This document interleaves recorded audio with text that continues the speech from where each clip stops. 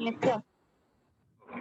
So one is we saw what is electric field. So electric field is the region around the charge or charge distribution where another charge will start experiencing force. Correct? Then what is electric field intensity? Electric field intensity is defined as the force between the charges divided by the magnitude of whom? Test charge. Okay, magnitude of the test charge. And I told you one important point. Did I say this or not yesterday? Test charge by default is a positive charge. Okay. So then we saw how to calculate the electric field intensity due to a point charge. So electric field intensity due to a point charge is given by the expression Q divided by 4 pi epsilon naught r square, where Q is the what? Q is what? Q is the magnitude of the which charge? Which point charge? There are two charges in the system. Source charge or the test charge? Of the source charge. So I always have this point in your mind. So one important point I would like to explain here is how questions can be asked and what is actual language that is to be used in physics. Okay. So till now, if you observe, there are two important concepts on which we concentrated. One is Coulomb's law. Second is electric field due to a point charge. Right? Till now, these are the two main concepts which we saw. So Coulomb's law is related to two point charges, and electric field due to a point charge is also related to a point charge. Now comes an important question. So if a question has to be framed, if they have, okay, listen to this carefully. Tell me whether it is right or wrong. Find the force due to a charge at a particular point. Find the force due to a charge due to a point charge at a particular point. Is my question right? There is only one charge. Guys, online, are you able to understand my question? I'm repeating it again. Listen. Calculate the force due to one particular charge at a given point. The answer is wrong because the preposition at will not work for it. So for you to calculate force, according to Coulomb's law, how many charges? The minimum number of charges that are required are 2. Okay. 2. So force is always calculated between charges. So that is the preposition we need to use. Whereas if the question is about electric field, find the electric field intensity due to a point charge at a particular point. Okay, that is why you see electric field intensity due to a point charge at a given point. So this at is very important. Are you guys able to understand? So for you to find the electric field intensity, the minimum number of charges that are required are, for electric field you need only one charge. Whereas for you to find the force using Coulomb's law, minimum you need 2. It can be more than 2 also. Guys, any doubt? Any doubt? No, sir. No, sir. Now shall I proceed? No. If I have to speak about electric field intensity, okay, I'm speaking about electric field intensity. Now I have an important question.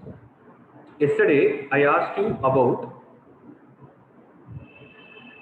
I spoke about this point. I have a source charge, I have a test charge, right? So I drew a set of imaginary sphere around the source charge. What is that called as? This is the region of electric field. So this is the electric field generated due to the source charge. So when I bring the test charge into the influence of the source charge, it will start experiencing an attractive or a repulsive force depending on the nature of the source charge. So one important point again is source charge can be positive or negative, but test charge by default is always positive unless and until they mention it in the question. I hope this point is clear. Now I have another question. When source charge has an electric field around it, test charge is also a charge only, no? Why are we not speaking about the electric field due to a test charge? You're able to understand what I'm asking. So when I'm able to bring the source charge into the influence of the test charge, when I'm able to bring the test charge into the influence of the source charge, the test charge is experiencing force. Why is there no impact on the source charge due to the electric field of test charge? If that should happen, what are all the precautionary measures we need to have in our mind? That's another question we need to answer. What do you think?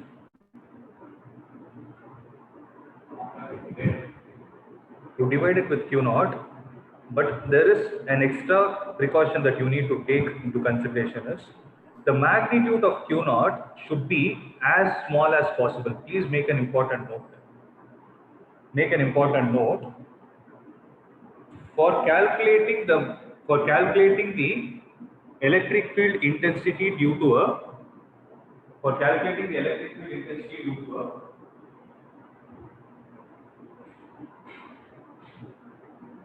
given source charge, to calculate the magnetic field intensity due to a given source charge,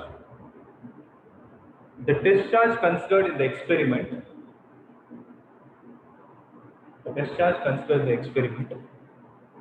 should have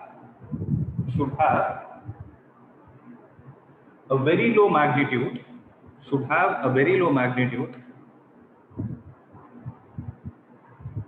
so that it does not create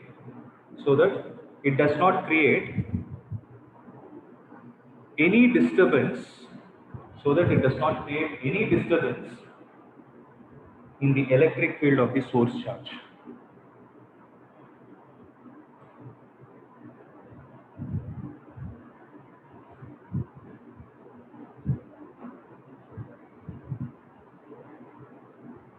I hope you're able to understand this point, right?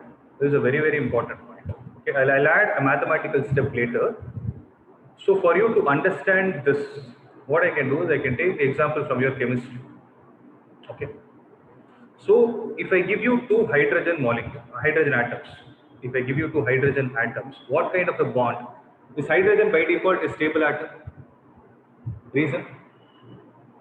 It has one electron. It needs to have, right? If that should happen, it should search for another hydrogen atom and try to form a bond with it. Right? That's a known fact. Now I have certain questions, and I just want to show what are the importance of electrostatics in your chemistry as well. Okay, so that you can relate these two. So if I have a hydrogen atom, I have another hydrogen atom. Okay, this hydrogen atom consists of what?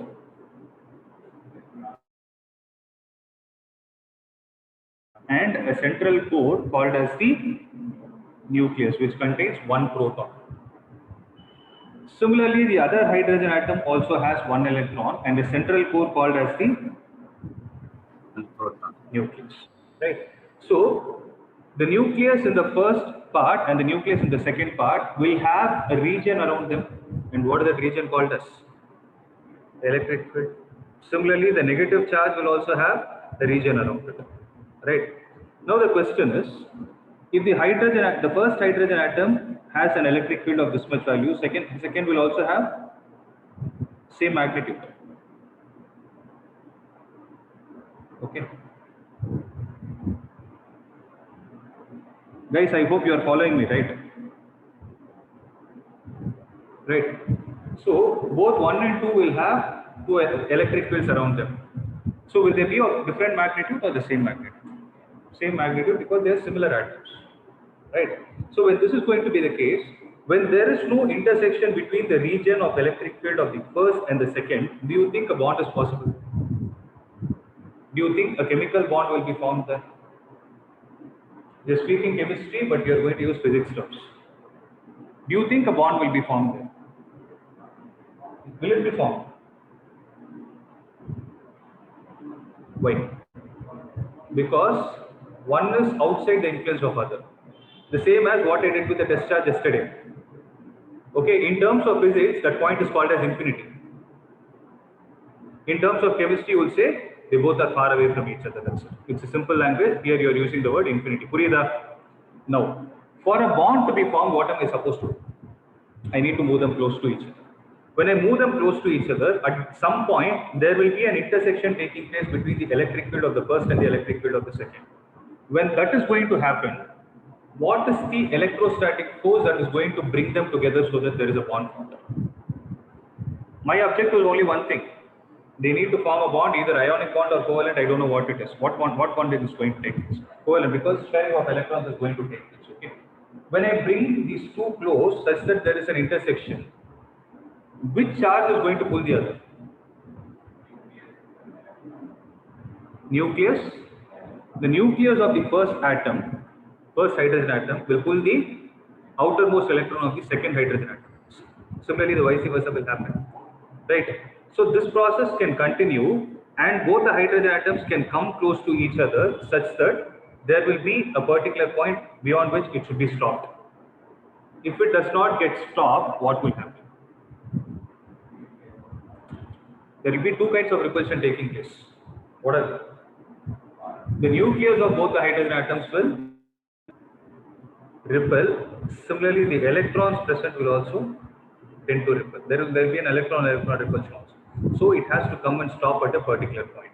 Now, if I call this as the source, if I call this as the test, in this kind of a system, what exactly is happening?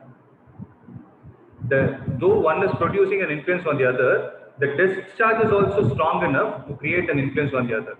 For this kind of a thing to not happen in this case, in the case of physics, what we need to do? We need to take the discharge to be of a very small influence. Okay, that is why if you see in your textbook, there is one point that they add, that is limit Q naught tends to 0. What is the meaning of it? Does it mean Q naught is 0? It is almost 0, means it is a very small value. I hope you are able to understand, right? Because this kind of a question will come. Why should the discharge be considered small? I want you to think and write the answer, not memorize. Are you guys able to visualize what exactly will happen? That is more important for you. Right? So this is the point I want you all to add. Limit Q naught tends to 0.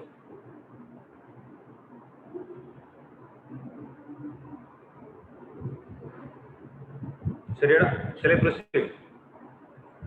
Shall I proceed? Now I have a question.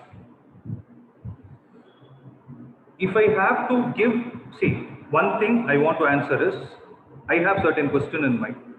When I speak about electric field intensity, I know what is the definition of it. I'm saying the definition is the amount of force experienced per unit discharge, F divided by Q naught. Okay, I'm clear with it. Now I have the second question that is running in my mind, whether electric field intensity is a vector quantity or a scalar. Why is it vector?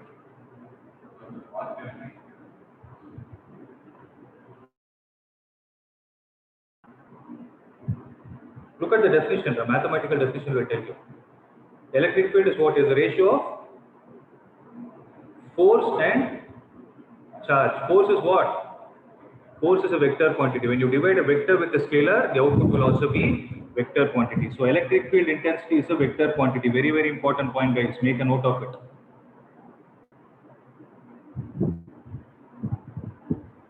I hope it makes sense. Right? What is going to be the SI unit?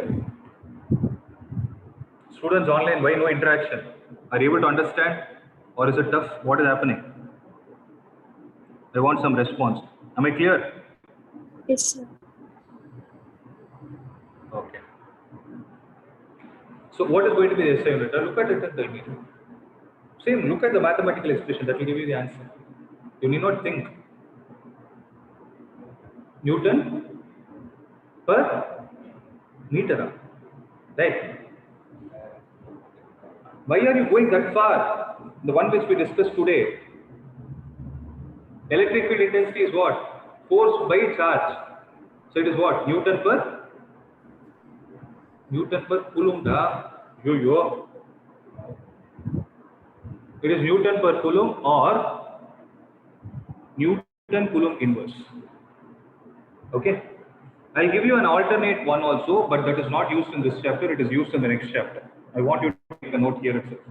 It is also given as volt per meter. Volt is a measure of what? Potential difference. So volt per meter is also an SI unit of electric field. So when there is a question in your board exam, they can either give you the value in terms of Newton per coulomb or volt per meter. But in your textbook, with respect to this chapter, everywhere they use only Newton per coulomb. Okay. Next is dimensional formula.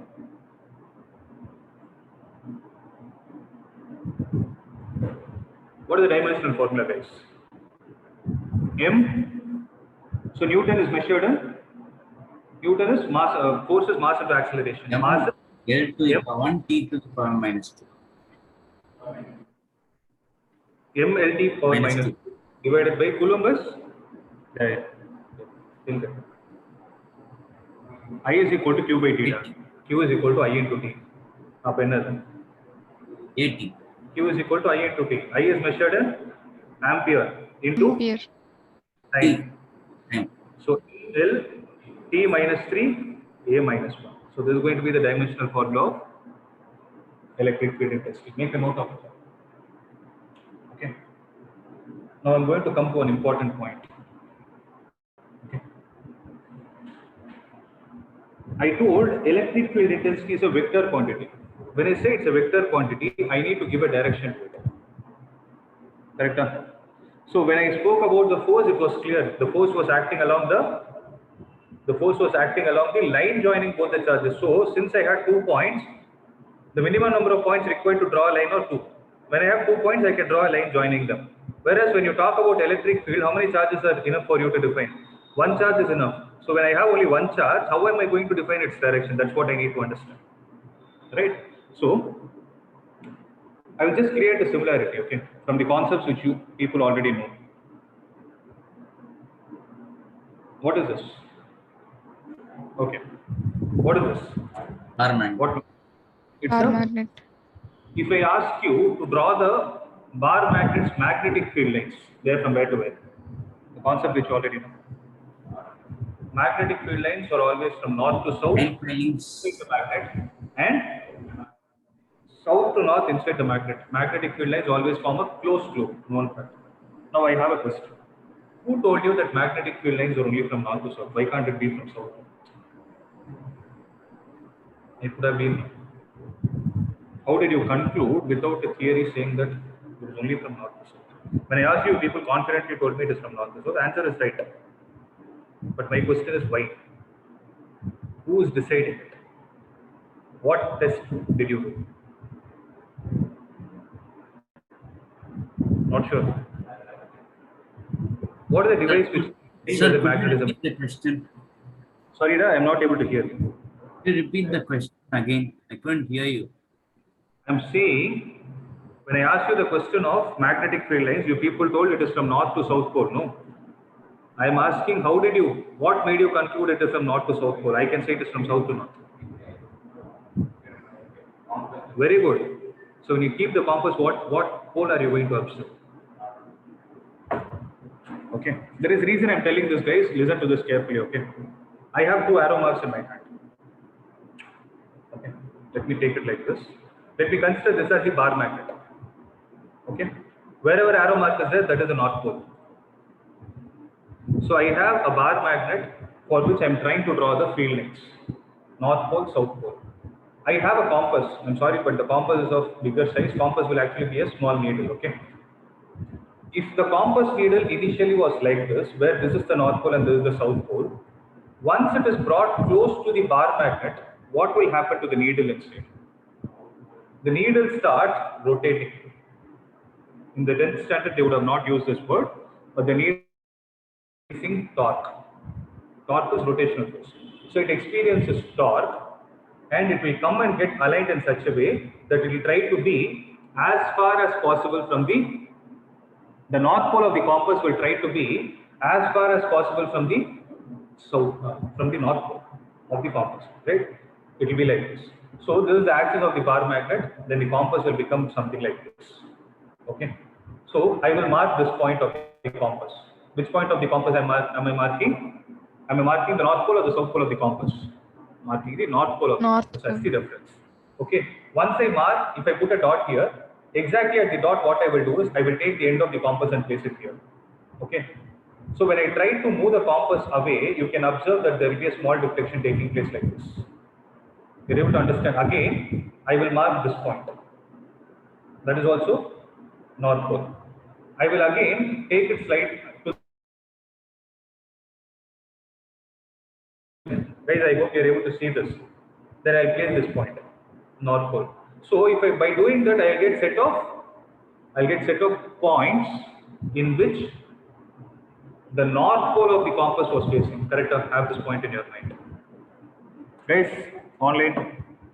Guys on the other side, are you able to understand what I'm saying? Which point?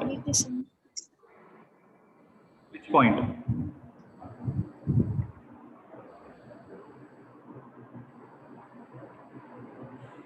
So I'm trying to say, I'll take the reference of the north pole of the compass and I'll keep dots. By joining all those things, what are you going to get? By joining all those things, you will only get a curve. But to this curve, I need to give a direction. By giving a direction like this, what am I trying to say? It is a direction in which the north pole of the compass is facing. So at any, if I have to define the magnetic field at a particular point, magnetic field is always defined at a point. Electric field is defined at a point. Okay, if I have to define the magnetic field at a point, who will decide? The north pole of the compass will decide. Now comes an important point, why I spoke about magnets. The north pole in magnet is similar to the positive charge in electrostatics. Similarly, the south pole is obviously going to be the negative charge. Now comes an important question. So when I have to draw the graph of, or when I have to draw the magnetic field lines, I took the north pole of the compass as a reference. If I have to draw electric field lines, what should I take?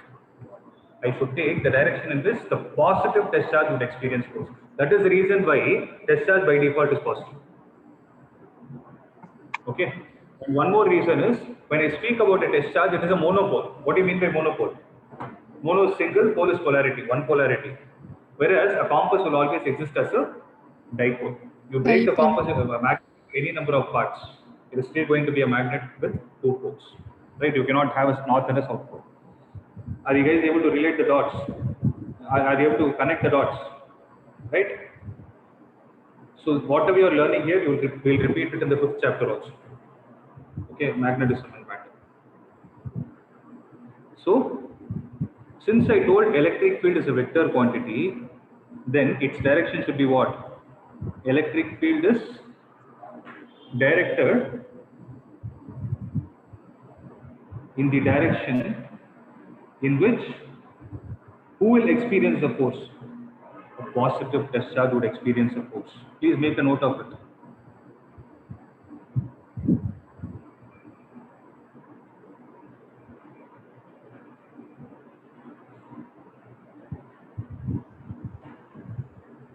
Electric field is always directed in which the positive charge would experience force. Guys, these are all very simple points, but very important. This is where you make mistakes.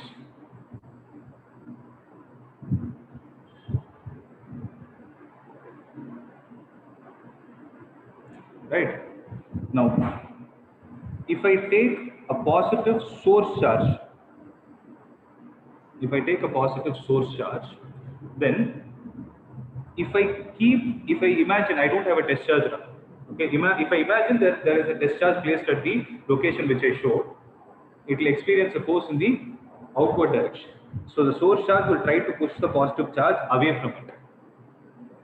Similarly, if I have the source charge, if I move the test charge to some other point at the same distance, I'm not changing the distance. Okay, it is going to be something like this. Right? If I move it here, it is going to be something like this. So if I keep on doing, what will I get? I will get a set of, what do you think the name of these lines are? These are called as electric field lines. So I will be getting a set of imaginary lines which are called as electric field lines. For a positive source charge, in which direction are they? They are in the radially outward direction. Okay, a very simple point, yet an effective one. You should know the reason for it if someone asks you.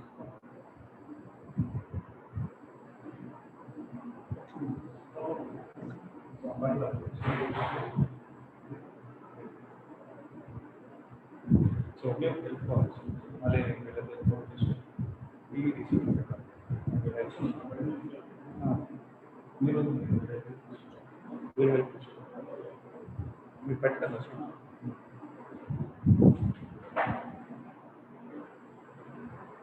electric field is in the direction in which the positive test charge would experience force.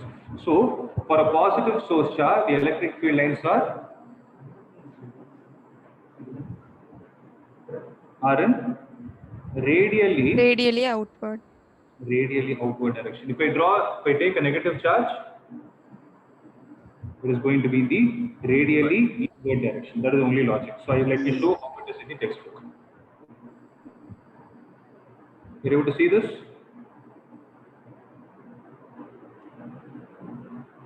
Okay. So these imaginary lines are what are called as electric field lines. There is another name for it also. It is also called as lines of force. Lines of force. The reason why we call it as lines of force is because that is the line along which who is experiencing the force? The test charge is experiencing the force. Purida? So that's why we call it as lines of force.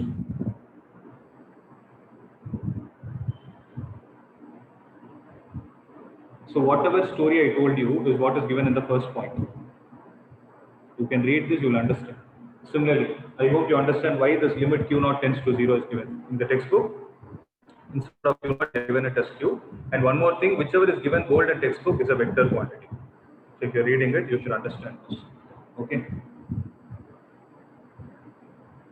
So all these points you can read. It is the same story which I told you. So third point, for a positive charge, the electric field would be directed radially outwards from the charge.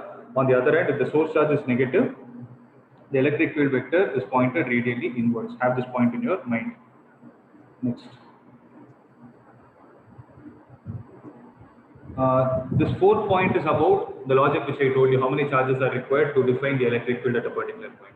One charge is enough. And secondly, if you have a source charge, if you have a point source charge, at any equal distance in the space, you place the test charge at any equal distance in the space, at that point the electric field is going to be the same value.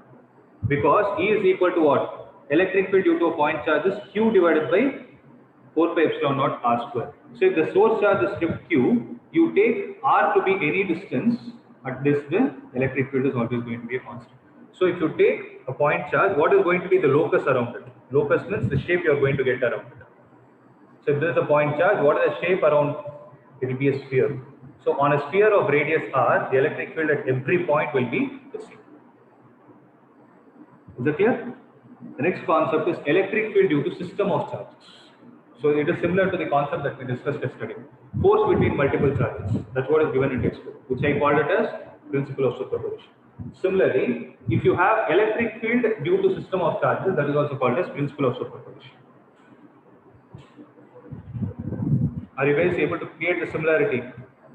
Okay, they both are almost the same, except the numbers 2 and 1. Okay, but the definition is slightly different. Listen to it. So write down the heading as electric field at a point due to multiple charges. Electric field at a point due to multiple charges. Okay. So write down, if there are n point charges present in the system, if there are n point charges present in the system, then the electric field due to the system of charges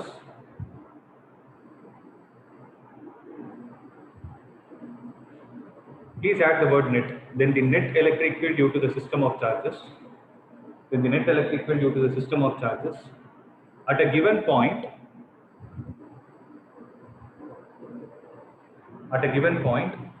is equal to, can you complete the statement? Is equal to what? The vector sum of the is equal to the vector sum of the electric fields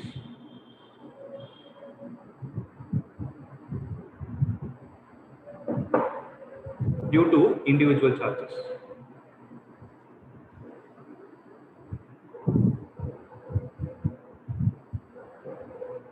So due to individual charges. Due to individual charges. That is the electric field that is generated due to each charge. Okay. Now let me explain with a diagram.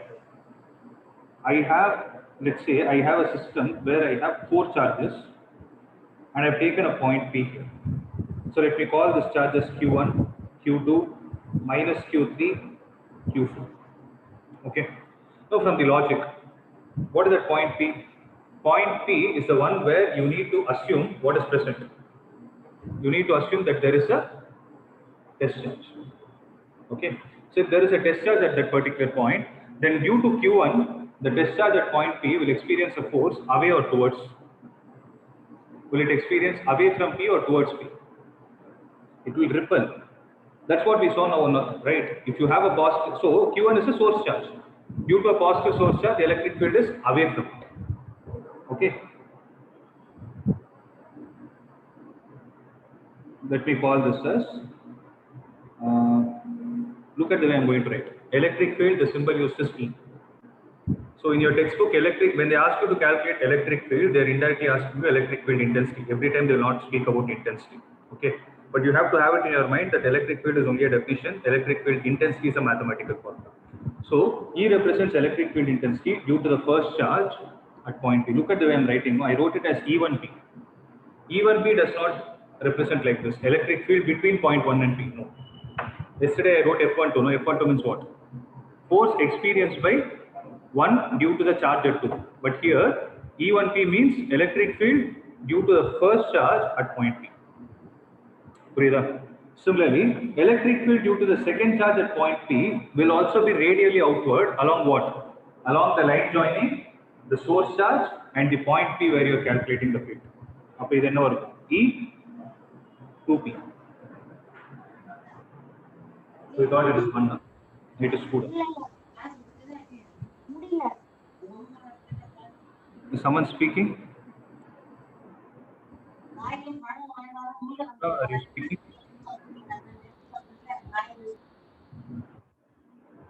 Okay. So due to the third charge is negative. So due to negative, oh, this one is sorry. The third charge is negative. Due to the negative charge, electric field will be towards it. So I have to just draw the line joining these 2 points and put an arrow mark towards Q3. So what is the name of this? E3P. Electric field due to the third charge at point P. This will be away. So it is E4P, correct? Electric field due to the fourth charge at point P. Now, if I take a free body diagram of this, then E1P is in this direction, E4P is in this direction, E2P is in this direction, and E3P is in this direction. So my interest of study is to find what is the net electric field at this point. So what am I supposed to do? I need to add all these quantities using vector addition. I should not do scalar addition. So electric field, the net electric field at this point is equal to E1P plus E2P plus E3P plus E4P.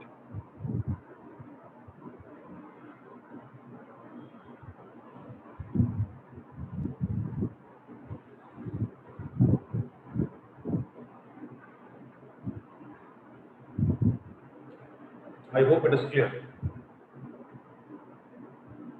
So indirectly what did we apply? We applied the principle of superposition. Nothing else. Students who are online, clear? Principle of Yes, sir. See, I'm not able Yes, to sir. hear your Yes. voice. If there is any doubt, put it in the chat box. Everybody's voice is breaking. I'm not sure what is the issue. Okay. Now I'm proceeding to the next important concept in this chapter, which is called electric dipole.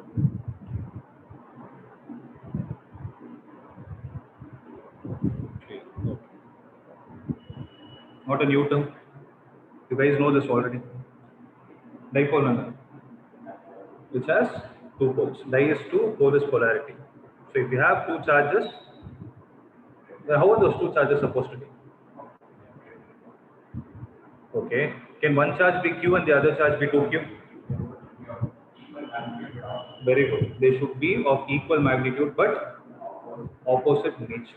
Example, you can think of a HCl molecule. It's a polar molecule, right? So, write the definition.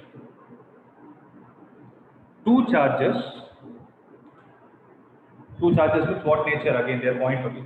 2 point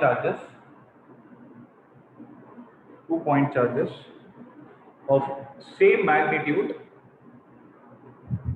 but opposite nature. 2 point charges of same magnitude but opposite nature, separated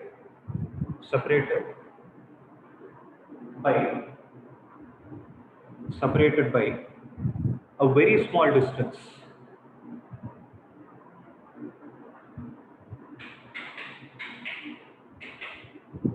Separated by a very small distance. Okay, I have a question here. The distance is supposed to be in terms of, what do you think will be the size of a molecule? All these are related to chemistry. What do you think will be the size of a molecule? Bond length, whatever it is. They are going to be in terms of angstrom, nanometer, or picometer. They should be that small. Picometer is almost 10 power, it's 10 power minus 12. Okay, which are very small. That is what I mean by very small. Okay, so what did I say? Two charges of equal magnitude but opposite nature separated by a very small distance. Underline that word, very small. If it is not a dipole. If I take two charges, 1 coulomb and minus 1 coulomb, and I say they are separated by 10 meters, if I still have to call it as a dipole, answer is no. For it to be a dipole, for it to be called as an electric dipole, what should happen? The distance of separation should be very small. Okay, underline that word, very small. This is what we call it as an electric dipole. Okay, so an electric dipole is going to look something like this: a positive charge and a negative charge. Is there going to be any stick which is connecting them? Are they connected with the help of any stick, or are they attached to each other? How are they? They are bound to each other due to the electrostatic force. Okay, it's similar to a bond, the way the bond is formed. So if I take this charge to be Q and this charge also to be Q, and the distance of separation between these two charges in physics is taken as 2a. There is a reason why we take it as 2a and not as AL. Because in all the derivations, whatever distance you are measuring will always be taken from the center. So when you take it at the center, then you can divide the other two equal halves as A and A. If you take it as A, you become A by 2, A by 2. Okay, so this is how a dipole will look like. Now comes an important question. A dipole always has a dipole moment associated with it. You guys know this also. So what is dipole moment?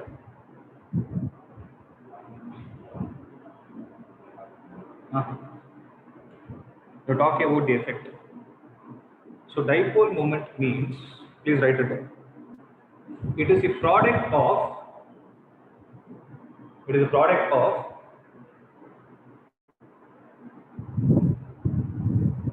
magnitude of either of the charges.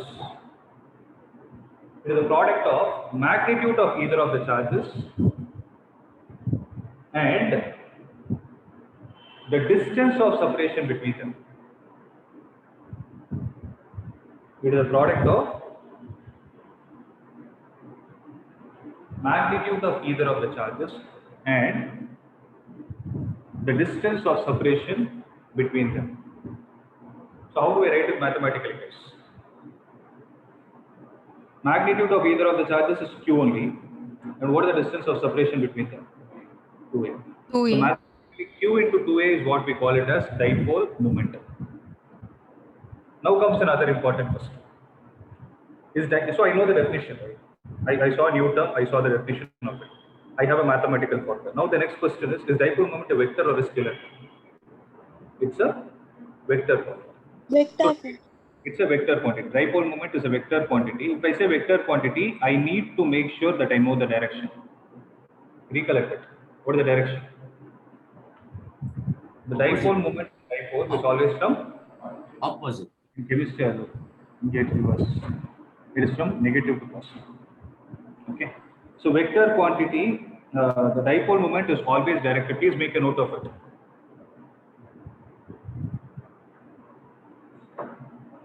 The dipole moment is always directed from the negative charge to the positive charge. Dipole moment is directed from the negative charge to the positive charge.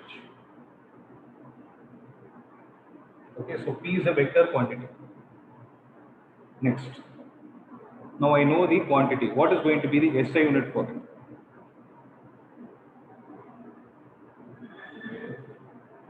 Expression. Q is measured in coulomb.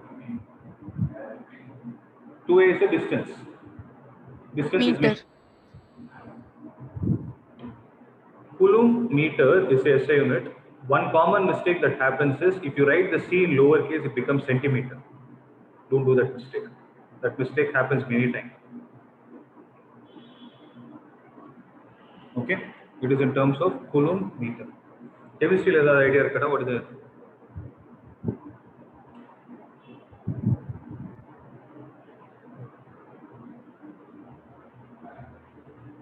In chemistry, it's called as dBi, which is 3.36 into 10 power minus 10 coulomb meter.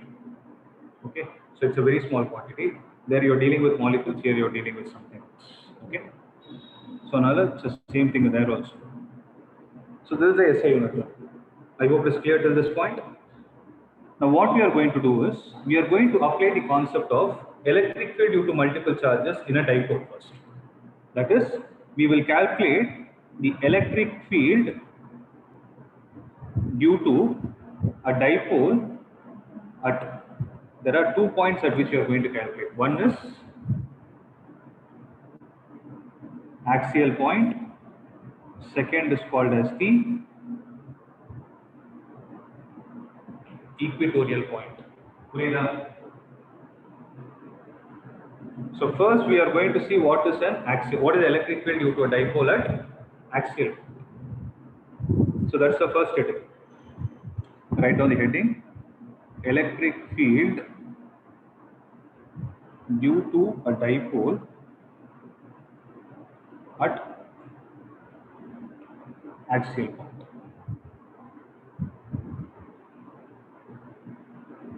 So what do you mean by axial point? Name axis. So what do you mean by axis of a dipole? It is a line joining both the charges, right? So when I take a negative charge like this and a positive charge like this, see, for diagrammatic purpose, I am drawing them to be at a greater separation, but you should still have in mind the separation is very less. The distance is 2a. The charges are q and q. So they mentioned axial point. So if you draw an imaginary line passing through both the charges, that's what we call it as axis. Any point taken on the axis is what we call it as the axial point. Prida? Yes, sir. Right? No, it's very simple. If you ask me what we are supposed to do, treat it like a problem. Had it been a problem, if multiple charges are there, how will you find the electric field due to? You'll use the principle of superposition, right? So you name the charges as 1 and 2. So what is going to be the electric field due to the first charge at point P? Tell me with the direction. So first charge is positive charge. So due to the positive charge at point P, it will be outward along the same line. So this is going to be the direction of electric field due to the first vector at point P. Negative charge towards. It is going to be in this direction, E to P. So if I draw a free body diagram at point P, the electric field due to the first charge is away and the electric field due to the negative charge is towards. Even before we proceed with the derivation, can you tell me, out of the positive and the negative charge, which one will have more influence at point P? Positive charge, since it is close. Okay. So that should dominate. Positive. Yeah, tell me. Positive, sir. Yes, it is positive. Right. So let's recollect. What is the electric field due to a point source charge at any distance r? Electric field is equal to kq. That is 1 by 4 pi epsilon naught into q divided by r square or distance square. Right. Again, remember, wherever you are dealing with vector quantities, electric field is a vector quantity. Wherever you are dealing with vector quantities, do not consider the sign of the charge in the picture. Why am I saying that? Because the arrow mark which you are drawing now, the arrow mark will take care of the vectors. Okay. Shall I proceed? Now see. So I told kq divided by r square, but we have not defined any distance. Remember, in the case of a dipole, the distances are always calculated from the center of it. Okay, from the center to the point P, if I call this distance as R, then what is the distance from 1 to point P? This will be A, this will be A. It is R minus A. Then how much is this distance? This is R, this is A. We will have it as R plus. Guys, anybody with confusion? Is everyone clear?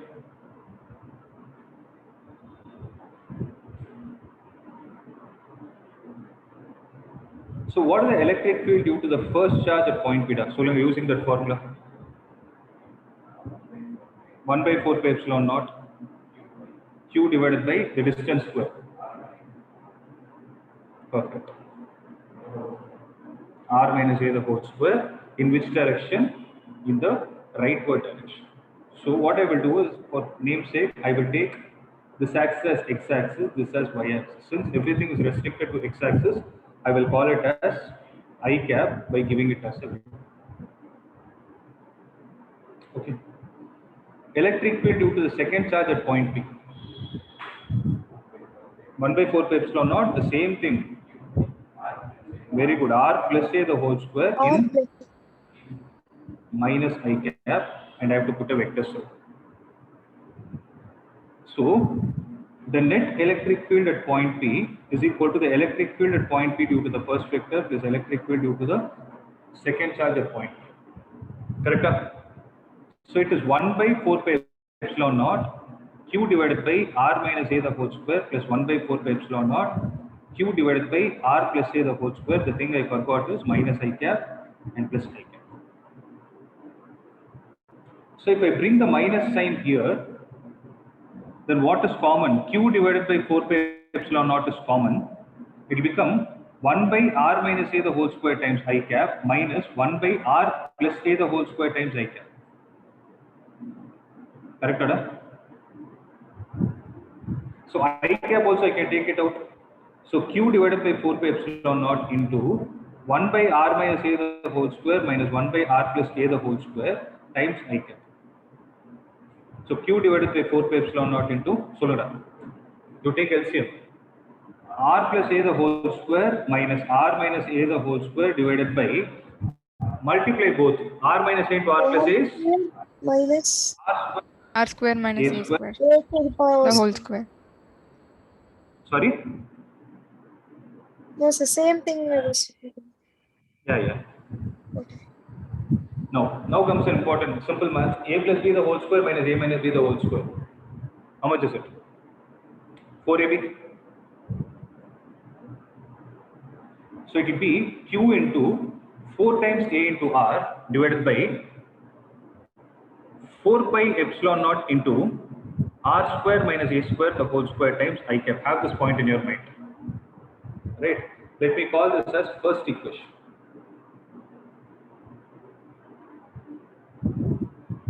Right. Now look at the approximation I'm going to do. In the definition of dipole, what did I say? The distance of separation between the charges is very small. So when the distance of separation is going to be very small, any distance you calculate with respect to the distance is always big. So R is very much greater than A in such a way that R square minus A square is approximated to R square. Okay, when R square minus A square is approximated to R square, if I substitute it here, I will have 4AR, or else I'll write it like this. Q into 4AR divided by 4 pi epsilon naught into R square minus A square can be written as R square, the whole square. This I cap still exists. So don't be in a hurry to cancel that 4 and 4. You have a use with it. R cube, sorry, R power 4R. R you can cancel. This will go 3 times. Okay. So it is 4A into Q divided by 4 pi epsilon naught R cube multiplied with I cap. Guys, clear? Yes, sir. Good.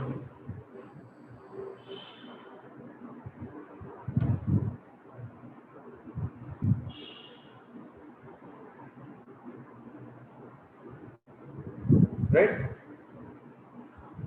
Now let's go to the concept of dipole moment. What does dipole moment's mathematical expression say? Q multiplied 2A is dipole moment. So wherever I see Q into 2A, I can replace it with P. So this 4AQ, what I can do is, I will write it as 2 times 2A into Q divided by 4 pi epsilon naught R cube times I cap. This 2A into Q, I can write it as P. So this is P. nothing but 2P divided by 4 pi epsilon naught R cube in the direction of I cap, or I can write it as 2 times K into P divided by R cube in terms of I cap. In your textbook, they would have given this one and this one. The reason I did cancel 2 and 4.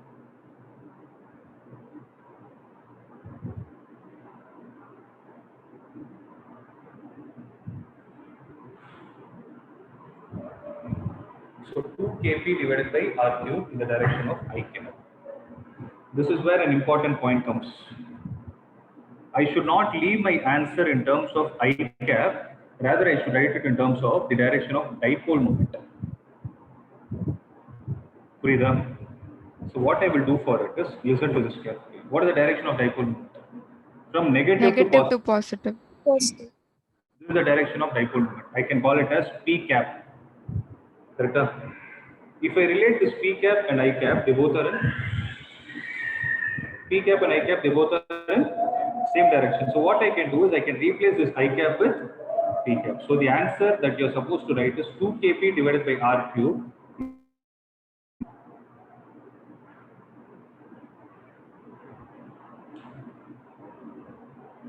Okay. The important conclusion that we are drawing from here is the electric field due to a dipole at axial point, I'm repeating it, the electric field due to a dipole at axial point is always in what? Is always in the direction of dipole moment. So you can ask me another question. So here, so you took the negative charge on the left hand side and positive charge on the right hand side, and you took a point P on the right hand side. Maybe that is the reason why you are saying it is in the direction of P cap. If you want, you can do a trial and see. You can take the point P on the left hand side and try to do the same derivation. If you take this side and try to derive, your final answer will come out as minus 2 Kp divided by R cube. So your final answer will come out as minus 2 Kp divided by R cube in the direction of I cap.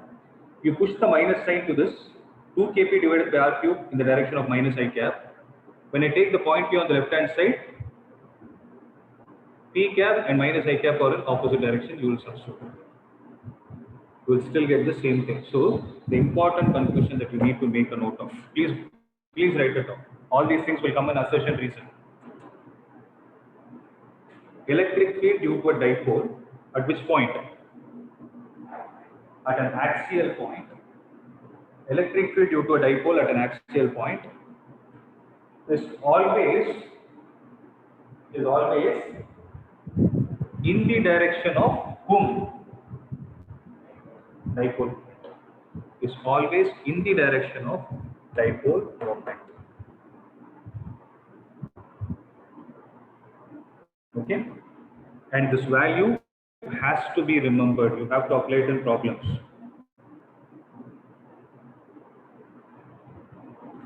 You have to memorize this value. Okay? So next time when I ask you the formula, never forget it. So what you need to do is take the last page, write the set of all formulas that are there in this chapter. One is Coulomb's law in scalar form, Coulomb's law in vector form, electric field due to point charge, and what is the fourth formula that we have learned? The electric field due to a dipole at axial point. Next class, we will see what is electric field due to a dipole at EP2 real point. So for you to understand that, you need basics of vectors. So listen guys, I want everybody to go through the basics of vectors from your 11th standard videos and come before the next class. Okay, I'll tell you what are the concepts you need to know. Triangle of addition, parallelogram law of vectors, resolution of vectors. These three should be at your fingertips. Okay, so next time when I ask you the formula, you should not struggle. These three should be at your fingertips. Triangle law of addition, parallelogram law of vectors, and resolution of vectors. Resolution. So resolution of vectors is what they call it as components of vectors also. They both mean same. Cos theta, sin theta, these are all components. So go through the last year's video which I have put in the app before the next class so that you have better understanding of what is happening this year. Okay. And secondly, the other concept you need to go through is from rotational mechanics, revise the concept of torque.